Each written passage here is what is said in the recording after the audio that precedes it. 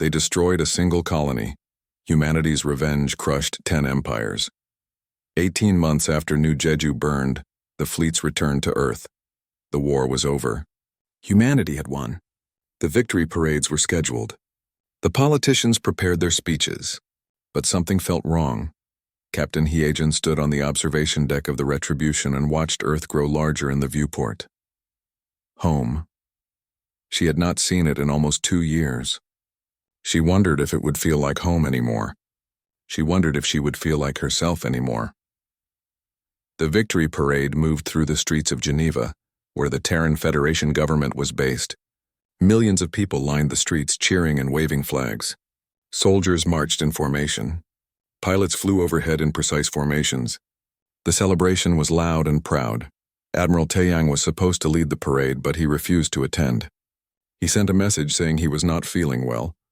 In truth, he was at the New Jeju Memorial, a massive structure built in honor of the colony. It contained the names of all 2,300,000 dead. Every single one. He walked slowly along the walls, reading names. Here was Governor Jiwon. Here was Captain Borum. Here was Dr. Hana. Here was young Minho and his family. Names and more names. So many names. An old woman approached him. She was in her 70s, wearing simple clothes. She stood beside him and looked at the wall.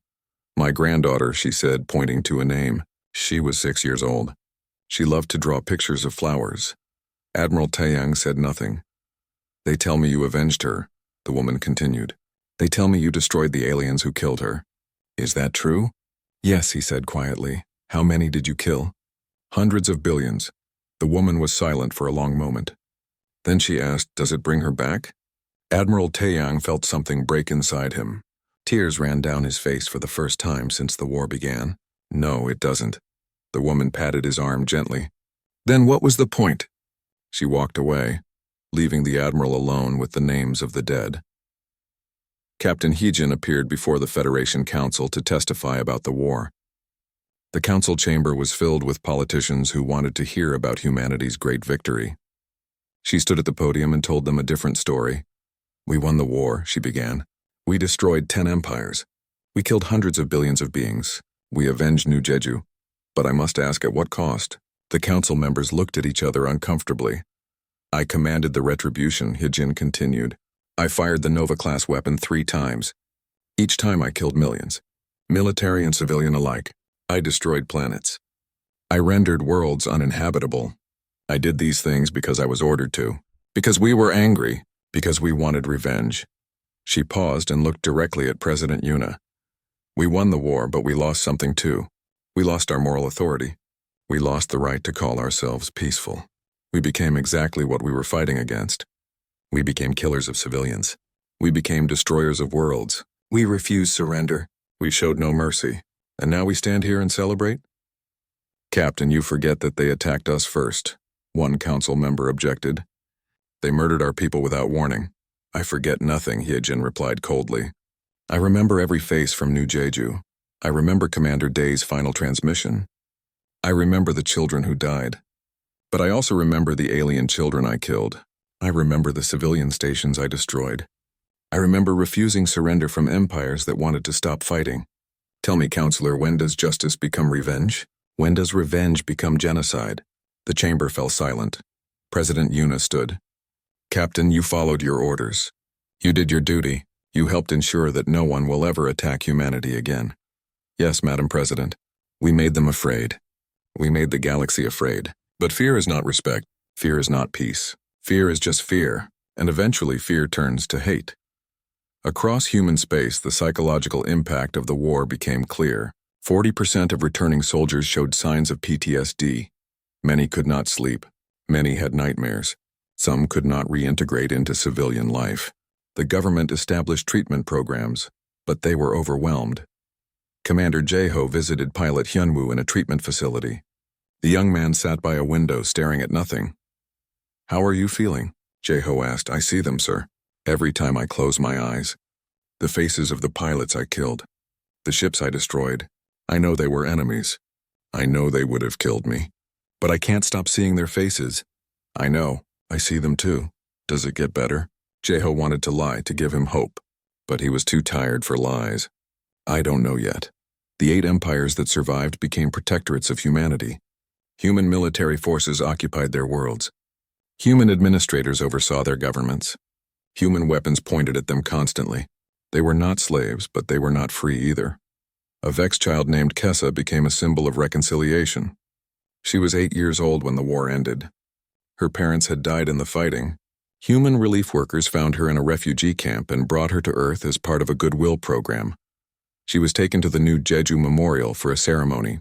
Politicians wanted to use her as a symbol of peace, a child of a former enemy paying respects to human dead. But Kessa did not understand political symbolism. She was just a child who had lost her parents. She looked at the wall of names and started to cry. A human woman knelt beside her and asked if she was okay. Through tears, Kessa said, "So many names, so many dead, just like home." The woman hugged her. Around them, cameras recorded the moment. But the humans watching did not feel triumphant. They felt ashamed.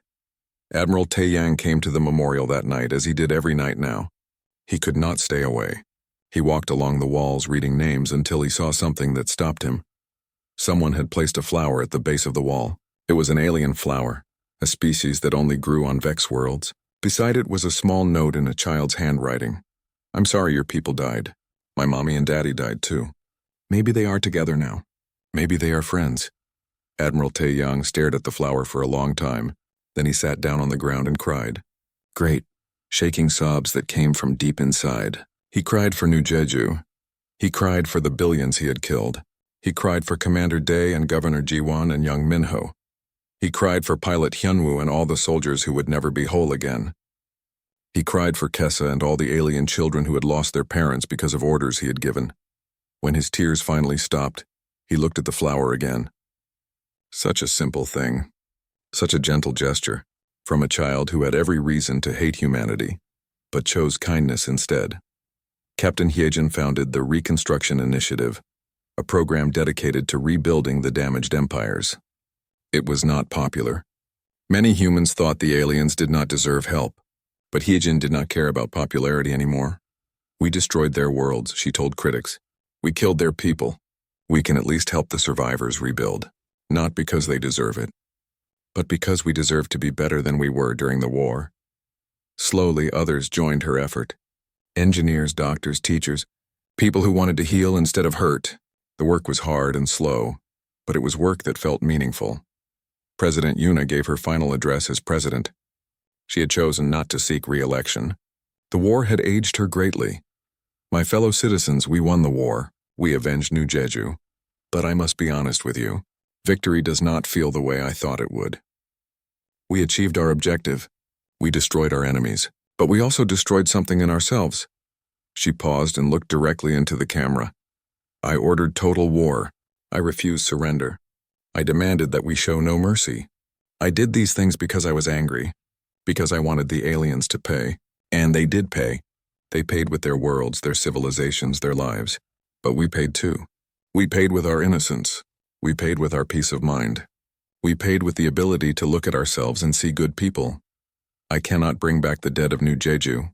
I cannot undo the war, but I can promise that we will do better going forward. We will help rebuild what we destroyed. We will learn from our mistakes.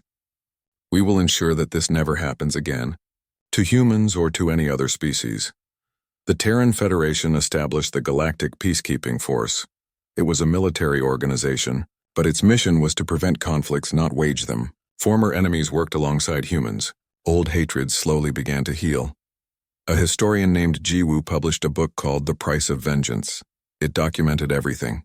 The destruction of New Jeju, the human response, the death tolls on both sides, the psychological cost, the moral questions. It became required reading in schools across human space. Children like young Seojun, born on Mars after the war ended, learned about what happened. They asked their parents and teachers difficult questions. Were we the good guys? Seojun asked his father, who had been a weapons engineer during the war. His father thought carefully before answering. "We were hurt people who hurt others back. I don't know if that makes us good or bad. I just know we have to do better."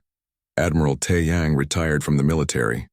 He spent his days at the new Jeju Memorial, volunteering as a guide. He told visitors about the people whose names were on the walls.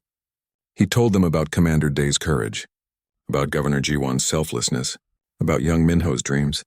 He made sure the dead were remembered as people, not just numbers. They destroyed a single colony. Humanity's revenge crushed 10 empires.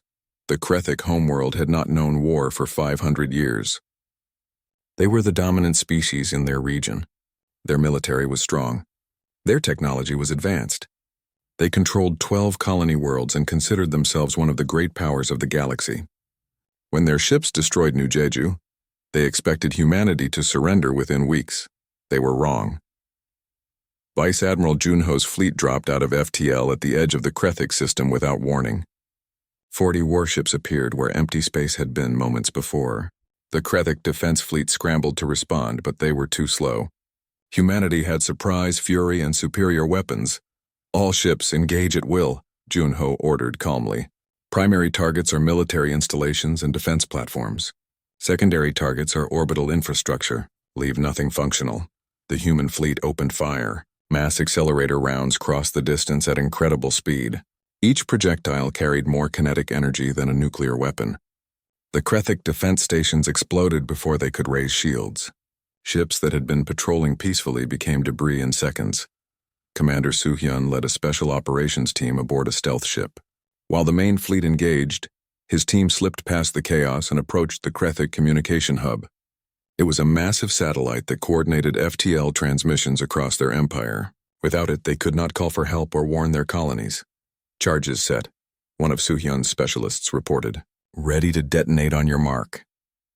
Wait for it, Soo-hyun whispered, watching his tactical display. The Krethic were trying desperately to send distress signals. Their military command was in chaos. This was the perfect moment. Detonate. The communication hub exploded in a brilliant flash. The Krethic Dominion was now deaf, blind, and alone. In orbit above the homeworld, the Krethic assembled their home defense fleet. 70 warships moved to intercept the human vessels. They outnumbered the attackers. They had the advantage of defensive positions. Their commanders were confident they could repel the invasion. That confidence lasted exactly 4 minutes. Vice Admiral Junho deployed the hunter-killer drones. Thousands of small AI-controlled craft swarmed toward the Krethic fleet. Each drone carried a single antimatter warhead. Each drone was smart enough to evade defensive fire and select its own target. The Krethic had never seen anything like them. The drones weaved through defensive fire like they were dancing. They swarmed over the Krethic ships and detonated. Antimatter met matter. Energy was released. Ships vanished in blinding explosions. In less than 10 minutes, the Krethic home defense fleet ceased to exist. On the other side of the galaxy, Commodore Nari was executing her own assault against the Vex hegemony. The Vex were telepathic beings who coordinated their battles through a shared mental network. Human intelligence had identified this as their greatest strength. Commodore Nari planned to make it their greatest weakness. Deploy the neural jammers, she ordered. Human ships began broadcasting a specific frequency that disrupted telepathic communication. The Vex fleet coordination collapsed instantly. Ships that had moved in perfect formation suddenly became confused and disorganized. Vex captains could not understand what was happening. They had relied on their mental connection for so long that they had forgotten how to fight without it. Nari's fleet tore through them methodically. The Vex ships were well armed, but without coordination they were helpless. One by one they fell to human weapons fire. Back in Krethic space, the planetary defense was collapsing. Vice Admiral Junho had systematically destroyed every orbital station, every defense platform, every military installation in space. Now his ships turned their weapons toward the surface. The Krethic leadership sent desperate surrender offers. They promised reparations. They offered technology. They begged for mercy. Vice Admiral Junho read each message and deleted it without responding. His orders were clear. No mercy, no quarter. Total destruction. Target all military facilities on the surface, he commanded. Fire when ready. Kinetic strikes rained down on the Krethic homeworld. Military bases vanished in explosions. Shipyards melted under the bombardment. Weapons factories were reduced to craters. The Krethic military infrastructure was being systematically erased. Captain Heejin watched from the bridge of the Retribution as similar scenes played out across 10 different empires. Her ship had been assigned to attack the coalition's central fortress. a massive military station that coordinated the alliance between the 10 empires. It was protected by heavy shields and armed with enough weapons to destroy a fleet. "Ma'am, we're in position," her weapons officer reported. Eugene stared at the fortress on her display. Thousands of aliens lived there. Many were military, but many were civilians who worked administrative jobs. If she fired the Nova-class weapon, they would all die. Not just the fortress. The planet below would be damaged too. The weapon was that powerful. She thought about New Jeju. She thought about the 2 million people who had been given no warning, no chance to surrender, no mercy at all. "Fire," she said quietly. The Nova-class weapon activated. It was not a missile or a beam. It was something else entirely. Something that bent the laws of physics in ways that made scientists uncomfortable. A sphere of destructive energy expanded from the retribution and engulfed the fortress station. For one moment, the fortress simply ceased to exist. The energy spread to the planet below and cracked the crust. Tectonic plates shifted. Volcanoes erupted. The planet would take centuries to recover if it ever did. Yejin watched the destruction and felt nothing. She had become numb to it. Across the 10 fronts, the pattern repeated. Human forces struck hard, struck fast, and showed no mercy. They targeted not just military assets, but industrial capability. Shipyards were destroyed. Factories were bombed. Food production facilities were eliminated. The goal was not just to win the war, but to ensure these empires could never rebuild enough to threaten humanity again. Colonel Mireille led marine assault teams in boarding actions against enemy command stations. Her forces wore heavy armor and carried weapons designed for close combat. They breached station hulls and fought their way through corridors. The Thalgun Empire's military command station was their objective. Intelligence indicated that the Thalgun High Command was coordinating defense efforts from there. Colonel Mireille's teams cut through the station's security forces and reached the command center. The Thalgun officers tried to surrender. They raised their appendages in a gesture of submission. They spoke words that translators converted to pleas for mercy. Colonel Mireille remembered her orders. "No prisoners. No exceptions. Vent the section," she commanded. Her specialists opened the station's airlocks. The Thalgun command staff were sucked out into space. The Marines resealed the section and moved on to their next objective. Within 72 hours of the initial assault, 8 of the 10 coalition empires sent formal surrender offers to Earth. They agreed to all human demands. They offered tribute. They promised to disband their militaries. Some even offered to submit to human occupation. President Yuna received the surrender offers in her office. Director Sungmin stood beside her as she read through them. 8 of 10, Madam President. The Krathic Dominion and the Valdor Ascendancy are still refusing to surrender.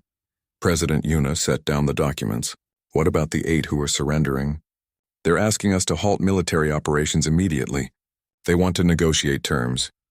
Tell them their surrender is noted but not accepted. Our forces will continue operations until all 10 empires are neutralized. Sungmin hesitated. Madam President, if we refuse their surrender, the galactic community may turn against us. There are laws of war. Protocols for— They murdered 2 million civilians without warning, Yuna interrupted coldly. They destroyed a peaceful colony to make a political point. Now they want to surrender after 3 days of fighting and expect us to stop? No, they started this war. We will finish it. The orders went out to all 10 fleets. No acceptance of surrender. Continue operations until all objectives are achieved. Admiral Taeyang received the orders aboard the Indomitable and smiled. It was not a pleasant smile. It was the smile of a man who had found his purpose. Signal all fleets, he commanded. The enemy wishes to surrender, we refuse. They will learn that humanity does not forget. Humanity does not forgive. Continue the attack. Hunt down their remaining forces. Destroy their ability to wage war. For New Jeju, the message spread through the human fleets. Some officers felt uncomfortable with refusing surrender. Some wondered if they had crossed a line. But most remembered the images from New Jeju. Most remembered Commander Day's final transmission. Most remembered that the aliens had shown no mercy to civilians. The crusade continued, and the galaxy watched in horror as humanity revealed what it was truly capable of when pushed too far. They destroyed a single colony. Humanity's revenge crushed 10 empires. The morning sun rose over New Jeju Colony like it had for the past 50 years. Golden light spread across endless fields of rice and orchards filled with cherry blossoms. Children laughed as they ran to school. Farmers started their work in the fields. The air smelled sweet and clean. This was home for 2,300,000 people. This was paradise. Commander Day stood on the observation deck of the colonial headquarters and watched the celebration preparations below. Today marked 50 years since the first settlers arrived on this world. 50 years of peace, 50 years of growth. He was a military man trained on Earth, but he had spent the last decade protecting this quiet place. Nothing ever happened here. That was exactly how he liked it. His communicator beeped. It was Captain Borum calling from the orbital defense platform high above the planet. Her voice sounded tense. "Commander, we have unknown contacts at the edge of the system. 10 vessels. They just dropped out of FTL travel." Day felt his stomach tighten. "Can you identify them?" "Negative. The signatures don't match any human ships or registered alien species. They're not responding to our hails. Keep trying to contact them. I'm alerting the governor." Day walked quickly through the corridors. His mind raced through possibilities. Maybe they were explorers. Maybe traders from a species humanity had never met. The galaxy was vast. There were always new discoveries. But something felt wrong. Military instinct whispered warnings in his mind. Governor Jiwan was in her office reviewing the festival schedule when Dai entered. She looked up and immediately saw the concern on his face. "What's wrong?" "Unknown ships in the system. 10 of them. Not responding to communication attempts," the governor stood. "Should we cancel the festival?" "Not yet. Let me see if we can establish contact first." But even as he said the words, alarms began to scream throughout the building. Day's communicator erupted with panicked voices. He ran back to the command center with the governor right behind him. The main screen showed a nightmare. The 10 alien ships had moved into attack formation. They were massive warships, larger than anything in New Jeju's small defense fleet. Before anyone could speak, weapons fire erupted from the alien vessels. Captain Borum's voice crackled over the speakers. "They're firing! All stations engage! We need immediate—" The transmission cut to static. Day watched in horror as the orbital defense platform exploded. Captain Borum and her crew of 50 were gone in an instant. The alien ships continued their advance toward the planet. Their weapons carved through New Jeju's 3 small patrol ships like they were made of paper. "Get everyone to the shelters," Governor Jiwan shouted. "Start emergency evacuation procedures." Across the colony, sirens wailed. People ran from their homes in terror. Parents grabbed their children. The elderly were helped by neighbors. Everyone had trained for this moment, but no one truly believed it would ever come.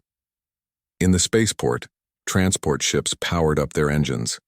Pilots rushed through pre-flight checks. Every vessel that could fly would be needed. Commander Day coordinated the evacuation from his post, his voice steady even as his hands shook. Dr. Hana was in her laboratory when the attack began. She was a scientist who studied the native life of New Jeju. She had spent years cataloging the beautiful ecosystem of this world. Now she grabbed her data storage devices and ran toward the communication center. If she was going to die, she would at least make sure her research survived. Humanity needed to know about this place. She burst into the communications room and plugged in her devices. "Transmit everything to Earth. All colony records, all research, everything." The technician's fingers flew across the controls. "Transmission active. But the alien ships are jamming us. I don't know how long the signal will hold." Outside, the first kinetic weapons struck the surface. Massive explosions tore through the northern continent. Cities vanished in fire and dust. The ground shook like an earthquake. Dr. Hana held onto the console as the building swayed. "Transmission complete," the technician shouted. "Earth has received our data." At the spaceport, young Minho clutched his mother's hand as they ran toward a transport ship. He was 12 years old and terrified. He had been so excited for the festival. He had practiced his song for the school performance. Now he just wanted to live. His father pushed them up the ramp into the transport. "Go! I'll be right behind you." But his father lied. He stayed at the base of the ramp, helping other families board. When the transport was full, he stepped back and sealed the door. Minho pressed his face against the window and screamed for his father, but the ship was already lifting off. Governor Jiwan refused to evacuate. She stayed at her post, coordinating rescue efforts and sending final messages to Earth. Commander Day stood beside her doing the same. They both knew they would not survive, but they could save others. "Last transport is away," an officer reported. Commander Day activated his personal recorder. "This is Commander Day of New Jeju Colony. We are under attack by an unknown alien force. They gave no warning, no demands. They simply began killing us. 2 million people live here. Most of them are farmers, teachers, children. They never hurt anyone." Another explosion shook the building. Day continued recording. "If anyone receives this message, remember us. Remember what happened here. Remember that we were peaceful people who only wanted to grow our crops and raise our families. And make them pay. Make them pay for every single one of us." He ended the recording and sent it on a tight beam. Transmission toward Earth. The transport, carrying Minho and his mother, made it 3,000 kilometers into space before an alien fighter intercepted it. The ship carrying 200 refugees exploded silently in the void. There were no survivors. One by one, the other transports met the same fate. The alien ships hunted them down methodically, efficiently. No one escaped. On the surface, kinetic bombardment continued for 6 hours. The weapons struck the planet with such force that the surface melted. Oceans boiled. The atmosphere caught fire. Everything that had been built over 50 years was erased. Governor Ji-won and Commander Day died when the headquarters building was vaporized. Dr. Hana died when the research station collapsed. Minho's father died in the spaceport. 2,300,000 people became 2,300,000 corpses. When the alien ships finally stopped firing, New Jeju was silent. The beautiful fields were gone. The orchards were ash. The children's laughter was forever silenced. Nothing remained but molten rock and toxic smoke. The 10 alien warships departed the system. Their mission was complete. They had sent a message. They had demonstrated their power. They expected humanity to surrender in fear. They were wrong. The data transmission Dr. Hana sent reached Earth 3 weeks later. Commander Day's final recording arrived shortly after. Humanity learned what happened to New Jeju. And then humanity learned what it meant to be angry. They destroyed a single colony. Humanity's revenge. Crushed 10 empires. The message from New Jeju arrived at Earth's Central Command at 3 in the morning. A junior officer received the data and immediately called his supervisor. Within minutes, alarms rang throughout the military complex. Within an hour, every major leader of the Terran Federation was awake and watching Commander Day's final transmission. President Yuna sat in the emergency council chamber and watched the recording 3 times. She saw the terror in Day's eyes. She heard the explosions in the background. She listened to his plea for revenge. When the recording ended, she sat in silence for a long moment. "How many?" she finally asked. 2,300,000 confirmed dead, Madam President. Intelligence Director Sungmin replied. "No survivors. The aliens destroyed every evacuation transport. They glassed the entire planet." "Do we know who they are?" Director Sungmin activated a holographic display. "The ship signatures match a species called the Krethic. They belong to something called the Outer Rim Coalition. It's an alliance of 10 alien empires that control a significant portion of the outer galaxy." Fleet Admiral Taeyang leaned forward. "Why did they attack us? According to our intelligence, they view humanity as inferior. They sent demands that arrived yesterday, after the attack. They want us to become a tributary state, pay them taxes, accept their oversight, submit to their authority." President Yuna's expression hardened.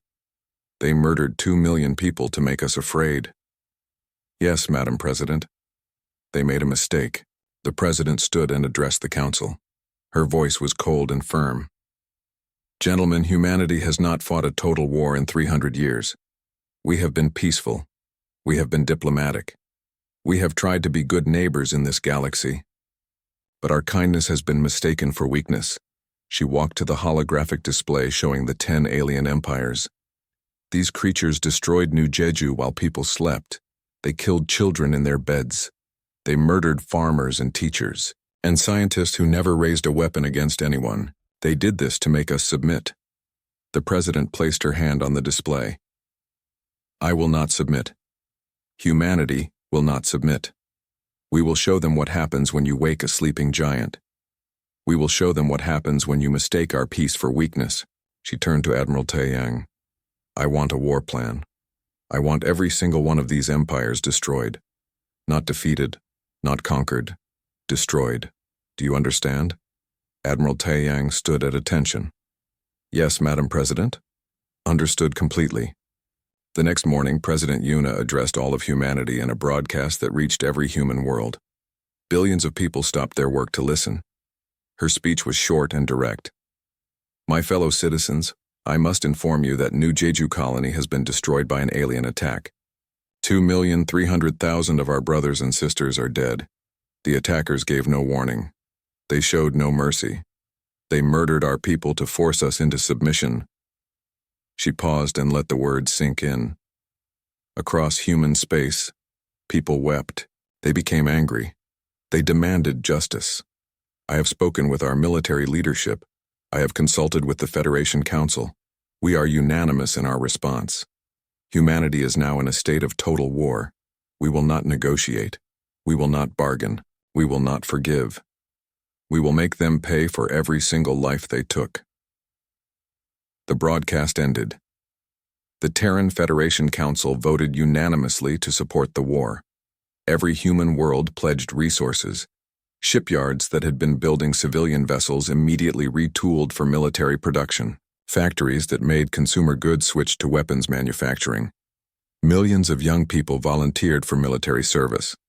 Admiral Taeyang gathered his senior officers in the war room. General Kyung, head of Strategic War Command, presented the battle plan they had named Operation Crimson Star. We will strike all 10 empires simultaneously, General Kyung explained. We will divide our forces into 10 armadas. Each armada will target one empire. The attacks will be coordinated down to the second. They will have no time to warn each other or mount a unified defense. Captain Hyejin, commander of the new experimental dreadnought called Retribution, studied the plan carefully.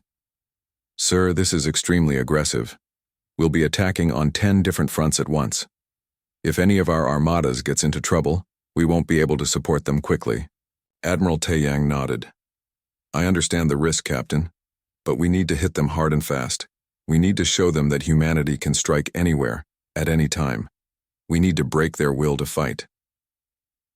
Dr. Yoonji from the Lunar Development Labs presented the new weapons humanity had been developing. Mass accelerator cannons that could fire projectiles at 30% light speed. Antimatter warheads with yields measured in gigatons. AI-guided hunter-killer drones that could operate independently for months. Weapons that had been considered too powerful, too dangerous for use. Now they would be deployed without hesitation. These weapons were designed but never built because we had no enemies, Dr. Yoonji explained. Now we have enemies. Now we build them. Over the next 3 months, humanity mobilized for war on a scale never before seen. 400 warships were constructed or pulled from reserves. 50,000 strike craft rolled off production lines. 2 million men and women enlisted in the military. The economy transformed overnight from peacetime to wartime production. Captain Hyejin oversaw the final testing of the Retribution. The ship was 3 kilometers long and carried enough firepower to destroy a small moon. It was equipped with the first Nova-class weapon, a device so powerful that it had only been tested once in a remote system. The test had been successful. It had vaporized an entire planet. Sir, are we really going to use this? She asked Admiral Taeyang during one inspection. If necessary, yes, the Admiral replied. They showed us no mercy. We will show them none in return. Director Sungmin's intelligence teams worked day and night to map the enemy empires. They identified military installations, shipyards, government centers, industrial facilities. Every potential target was cataloged and prioritized. The goal was not just to defeat the enemy but to ensure they could never threaten humanity again. General Kyung implemented what he called the Total War Protocol. Every resource would be directed toward victory. Civilian comfort came second to military necessity. Rationing began on Earth and the core worlds. Nobody complained.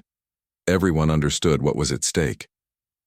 The fleets began assembling at rally points across human space. Vice Admiral Junho would lead the assault on the Krethic Dominion homeworld. Commodore Nari would strike the Vex hegemony. 8 other commanders received their orders and their target empires. On the day of departure, Admiral Taeyang stood on the bridge of his flagship, the Indomitable. Around him floated 400 warships, the largest fleet humanity had ever assembled. He thought about Commander Day's final message. He thought about the 2 million dead. He thought about young Minho who died in space calling for his father. "All fleets report ready, sir," his communication officer announced. Admiral Tai Yang took a deep breath. "Signal all ships. Prepare to jump." 400 ships charged their FTL drives. The space around them began to shimmer and distort. "All fleets, this is Admiral Tai Yang. Today we begin our crusade. Today we avenge New Jeju. Today we show these aliens what humanity is truly capable of. For every human life they took, we will take 1,000 of theirs. For every child they murdered, we will destroy one of their worlds. They wanted to make us submit. Instead, they will beg for mercy we will not give. For New Jeju, for humanity, let none survive who raised weapons against our innocent." The ships jumped. The fleets vanished into FTL space. They would arrive at their targets in 3 days. The galaxy was about to learn a terrible lesson. Humanity had been peaceful because it chose peace, not because it was weak. And when you force peaceful people to war, they fight with a fury that knows no limits. They destroyed a single colony. Humanity's revenge crushed 10 empires. The war entered its 3rd month. What had begun as vengeance had become something darker, something that troubled even the humans carrying it out. Ambassador Chae-young represented the 8 empires that had tried to surrender. She arrived at Earth aboard a neutral diplomatic vessel, hoping to negotiate an end to the fighting. She was a Belkari, a species known for their diplomatic skills. She had resolved conflicts across the galaxy. She had prevented wars and brokered peace treaties. She believed she could make the humans understand that enough blood had been spilled. She was wrong. President Yuna met with her in a formal reception room. The ambassador began with the traditional Belkari greeting, a gesture of respect and peaceful intention. President Yuna did not return it. "Madam President, I come representing 8 civilizations that wish to end this conflict. They have surrendered unconditionally. They offer full reparations for the colony that was destroyed. They will pay any price you ask. They will accept any terms you demand. Please call off your fleets." President Yuna sat perfectly still. "No. Madam President, I must help you understand the consequences of continuing this war. The galactic community is becoming concerned.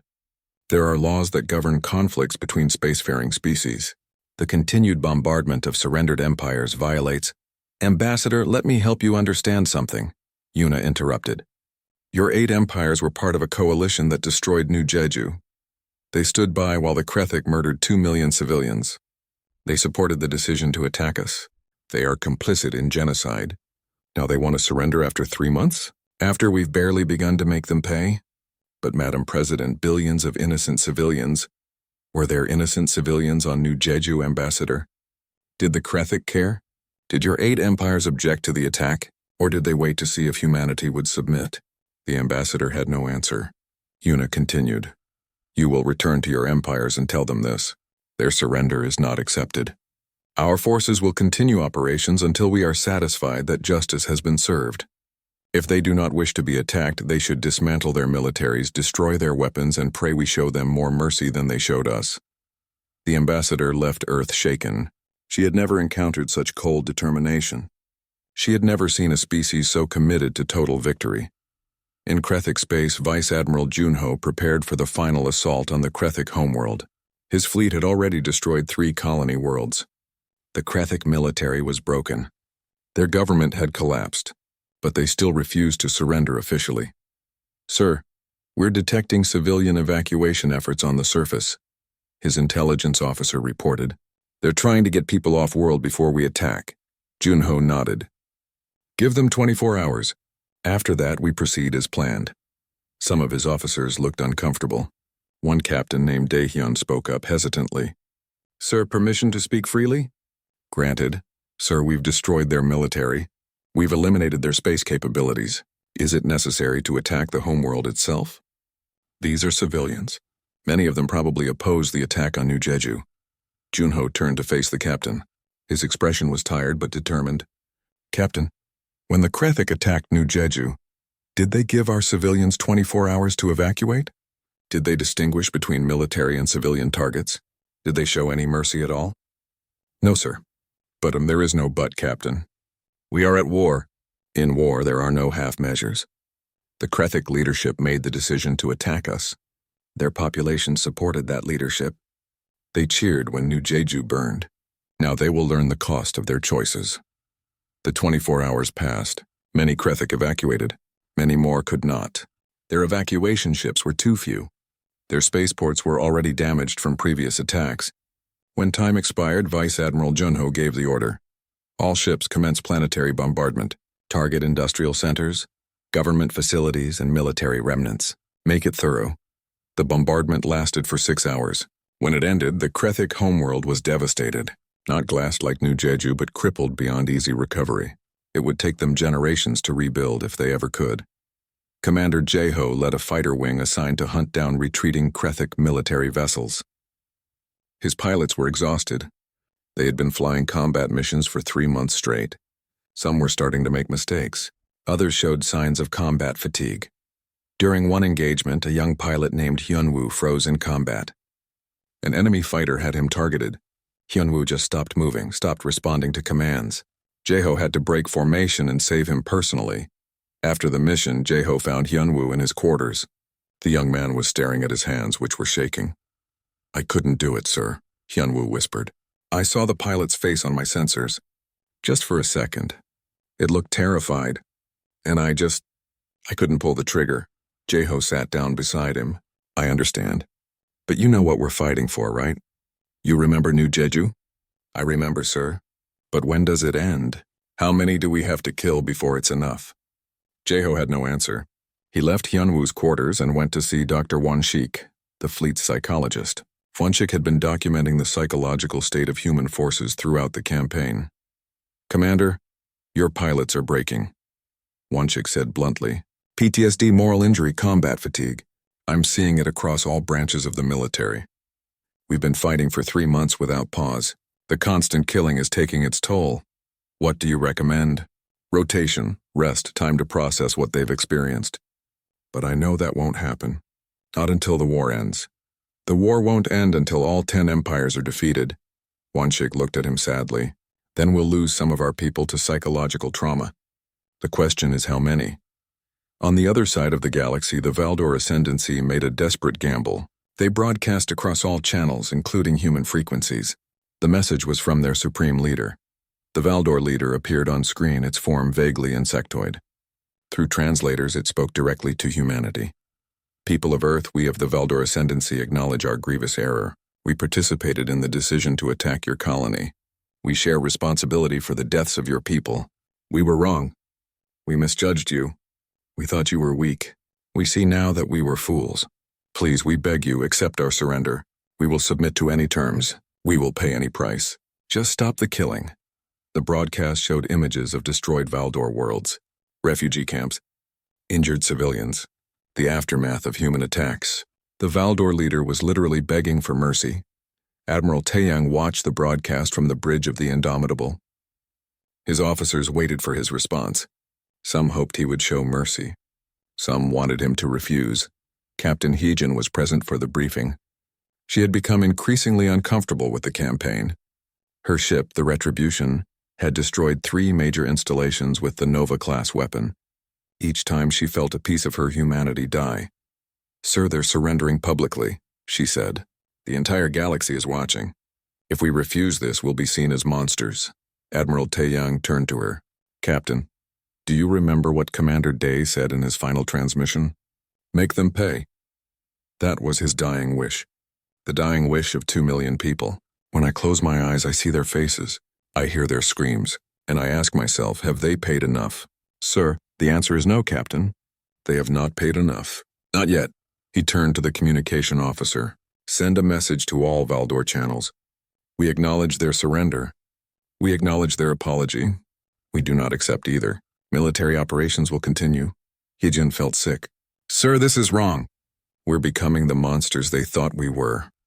Admiral Taeyang looked at her with eyes that had gone cold. "Maybe we are, Captain. But when this is over, no one will ever attack humanity again. Not in 1,000 years. Not in 10,000 years. They will remember what happened to the 10 empires that dared to kill our civilians, and they will be afraid." The assault on the Valdor Ascendancy continued.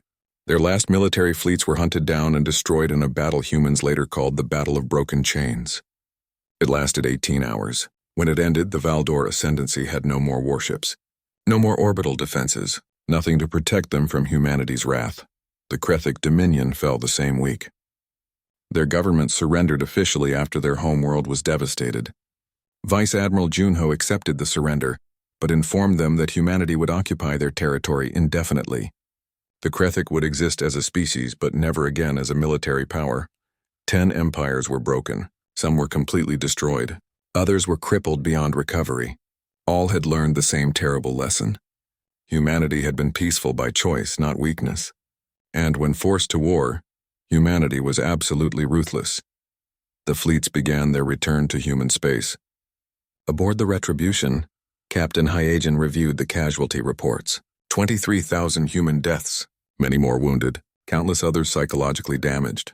And on the enemy side, hundreds of billions dead, entire civilizations in ruins, worlds rendered uninhabitable. She looked at her reflection in the window and did not recognize the person staring back.